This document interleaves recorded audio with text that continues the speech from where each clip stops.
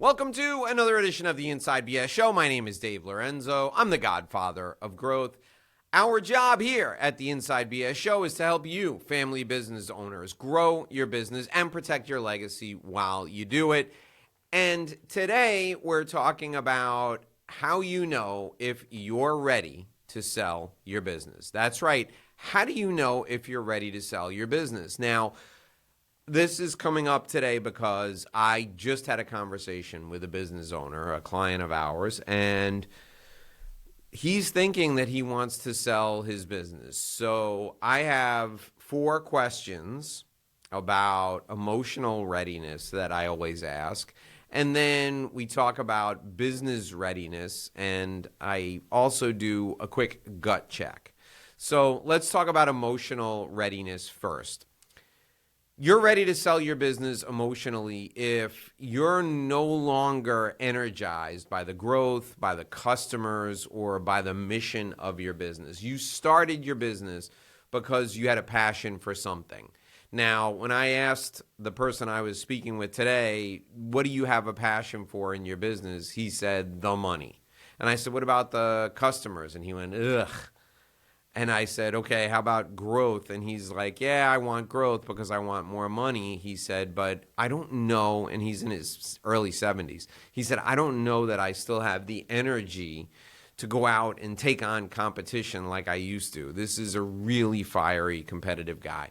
So he has, in a way, lost his passion.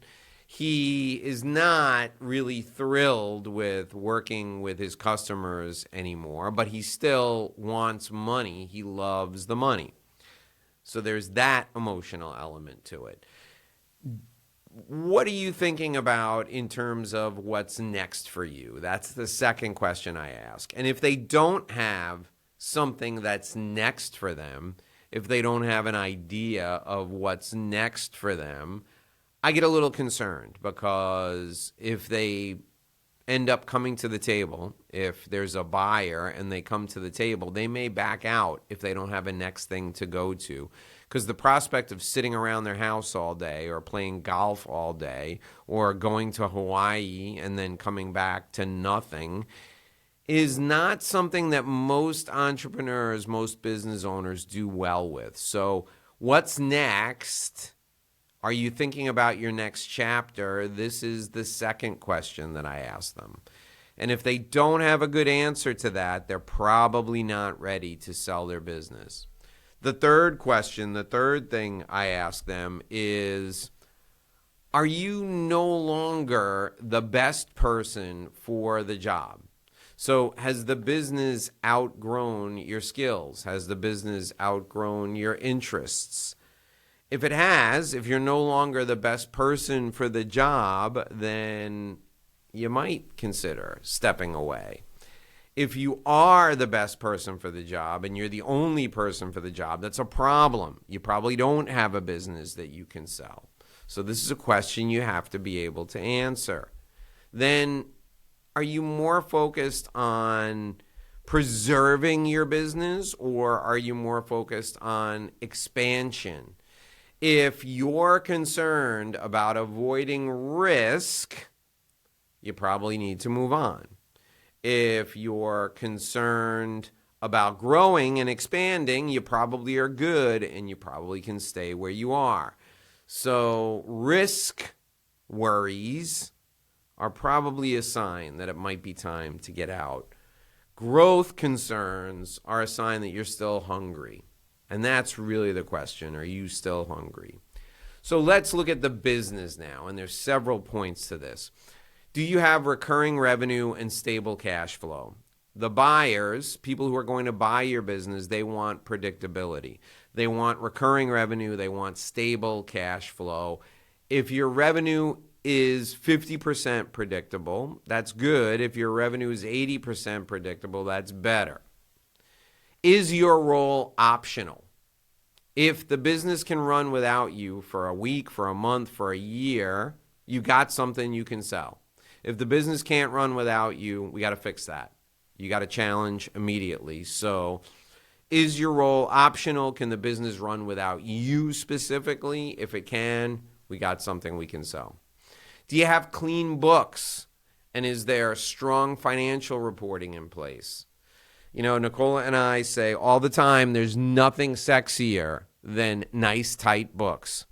If your books are clean and you're satisfied that your books could withstand scrutiny, if you could go get a loan and your books could withstand that scrutiny, then okay, you might have something you could sell. If your books are not clean, we got to fix that. Do you have documented systems and processes? If you were with us on yesterday's show, and I'll put a link to it down in the notes, you heard about standard operating procedures. This isn't just something that I preach. It's something that you need. Do you have standard operating procedures in your business? If you do, you got something to sell. If you don't, we got to fix that. Is there a defined growth path? Do we know where the business is headed in the next 3 months, in the next 3 years? If we don't, and you don't have a plan for that, we need to put together a plan for that, because the next business owner who comes in is going to want to execute on your plan, because right now you're the expert. Do you have low customer concentration? One of the things I look at right away is quality of earnings and quality of revenue. And that means that you don't have more than 20% of your customers in any one industry. You don't have any more than 20% of your customers in any one geographic location. And you don't have any more than 20% of your customers dependent upon one project. You also don't source any more than 20% of your materials from one place.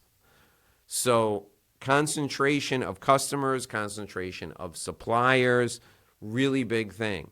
If you have more than 20% in any of those areas, we got to look at fixing that. Do you have any skeletons in your closet? Are there any pending lawsuits? Are you exposed to any lawsuits that could rear their head? Do you have any compliance issues with regulatory agencies? Are all your licenses up to date?